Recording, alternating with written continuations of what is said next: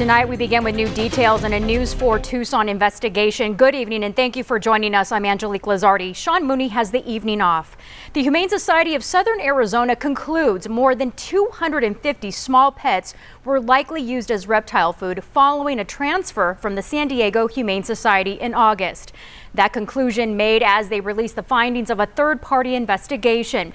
They credit the News 4 Tucson investigators for uncovering some of the most conclusive evidence.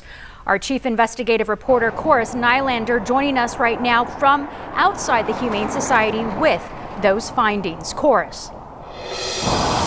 Angelique, this is that final report just released today. It concludes a likely traumatic fate for these small pets. It also includes a series of recommended overhauls of the Humane Society's policies and procedures.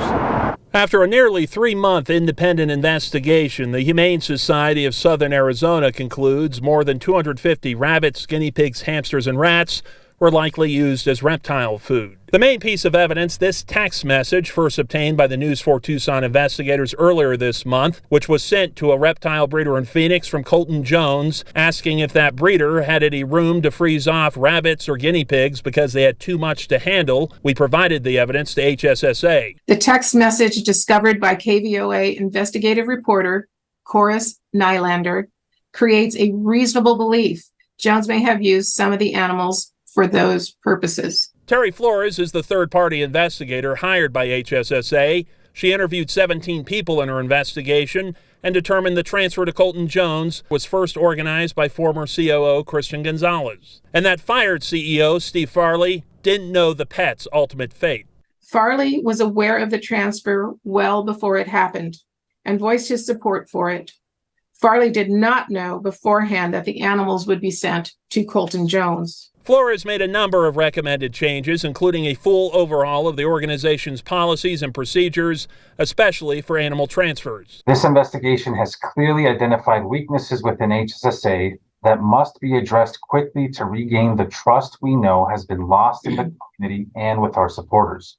All HSSA programs and policies will, to the extent they do not already, be reformed to reflect industry best standards. But for some of the animal advocates who helped bring this issue to light, they say this is just a small step forward. We still have a lot of questions that are not answered by this. I think this is a good first step, but I think criminal charges or civil charges should be pursued against the individuals involved.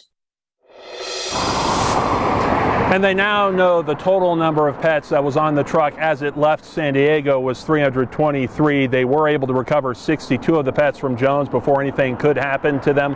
They were subsequently adopted out to Trusted Rescues, and we're told they're doing fine. The Humane Society did approach the Tucson Police Department, which has a case open, but so far no word on any criminal charges out of this. The Humane Society, though, says it does intend to take civil legal action against one or more persons who may have been involved with this, which could include former employees. That's all they're willing to say at this point. So certainly a lot more to come out of this. This full report you can read for yourself over on our website, KVOA.com. We're live from the west side tonight. Chorus Nylander, News 4 Tucson.